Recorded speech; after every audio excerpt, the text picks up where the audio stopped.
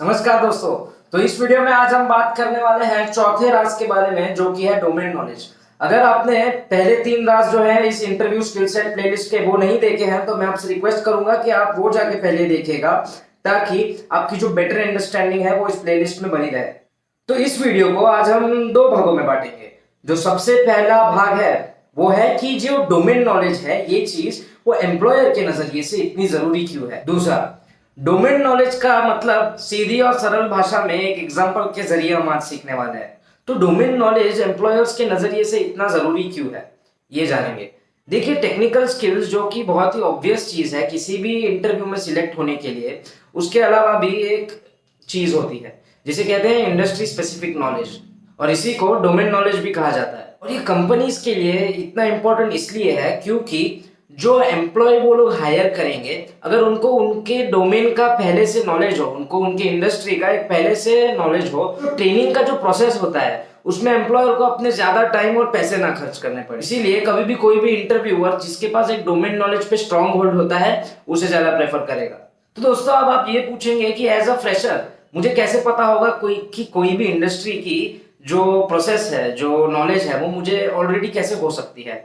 देखिए, ये सवाल अगर आप आज से 20 या 25 साल पहले करते, जब इंटरनेट नहीं था, तब ये जायज होता। लेकिन आज के जमाने में तो आपके पास सब कुछ है, आपके फिंगर टिप्स पे अवेलेबल है। तो अगर आप इस सवाल का जवाब अगर इंटरव्यूअर को बोलते हैं कि मेरे पास इस चीज की जानकारी नहीं है, तो इससे ये चीज दिखेगी कि आपने अपना होमवर्क नहीं किया, आपके जो रिसर्च स्किल्स है वो आपने यूज नहीं किए। तो आज के टाइम पे आप ये वाला एक्सक्यूज तो बिल्कुल भी एक इंटरव्यूअर को नहीं दे सकते, जहां पे आप कहेंगे कि आप कैसे इंडस्ट्री के प्रोसेस के बारे में कुछ जानकारी हासिल करिए।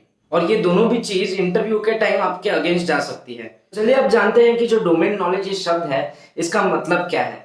तो डोमेन नॉलेज का मतलब ये होता है कि आपको आपका जो काम है उसके बारे में स्पेशलाइज्ड नॉलेज है।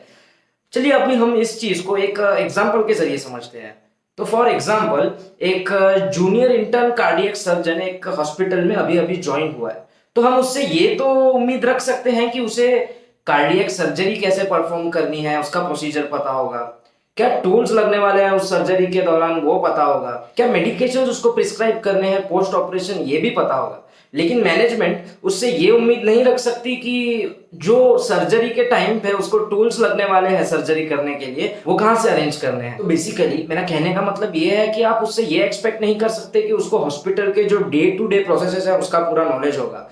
देखिए, ये चीज जो है वो एक्सपीरियंस के साथ भी आती है, लेकिन आज के जमाने में अच्छी और थरो रिसर्च के साथ कोई एक इंटर्न उस चीज को सर्च करके सप्लाई चेन भी चेक कर सकता है कि कहाँ से उसको वो टूल्स वो अरेंज कर सकता है।